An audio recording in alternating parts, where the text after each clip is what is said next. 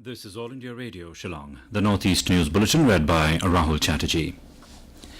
Union Minister of Panchayati Raj Narendra Singh Tomar conferred the National Panchayat Awards 2019 at a function in New Delhi yesterday. 246 awards were given to awardee panchayats and states in various categories for their best performance at different levels, including the delivery of services. 195 awards were conferred under Deen Dayal Upadhyay Panchayat Shashaktikaran Puraskar category. 20 Gram Panchayats in Nanaji Deshmukh Rashtriya Gaurav Gram Sabha Puraskar category and 3 Gram Panchayats in Gram Panchayat Development Plan Award category. 22 Gram Panchayats were awarded in Child Friendly Gram Panchayats Award and 6 states were awarded under E-Panchayat Puraskar category.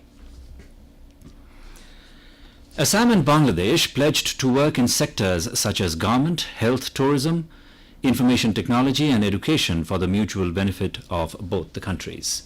This was announced following a meeting between Bangladesh Commerce Minister Tipu Munshi and Assam Chief Minister Sarbananda Sonowal on the sidelines of the India-Bangladesh stakeholders meet in Guwahati.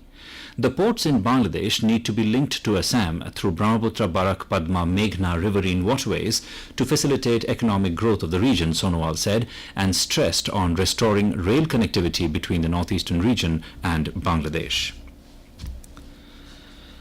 The Assam government has expanded the scope of its ambitious healthcare insurance scheme, Atal Amrit Abhiyan, to cover 6 more categories, including Japanese encephalitis, trauma and ICU care, State Health Minister Himanta Biswa Sarma said yesterday. Vistarita Atal Amrit Abhiyan, expanded form of the cashless health insurance scheme for below poverty line households and families with annual income of 5 lakh rupees or less, was approved by the State Cabinet on October 21, he said.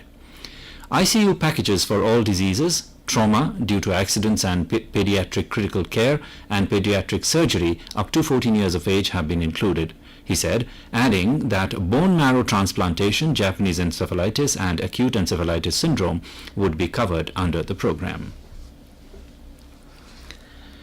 The counting of votes for the Shella by-election in Meghalaya's East Khasi Hills district began at 8 a.m. today and the result is expected before noon.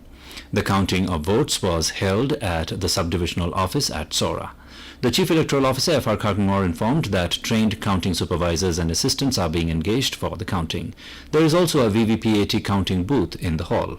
After the process of machine counting, the officials will select 5 VVPATs at random and will tally the paper slips with the machine counting.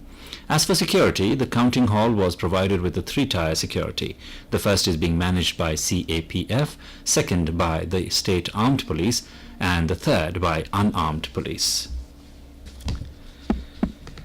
82 people belonging to 19 Bru families living in relief camps in Tripura left for their homeland Mizoram yesterday during the ongoing repatriation.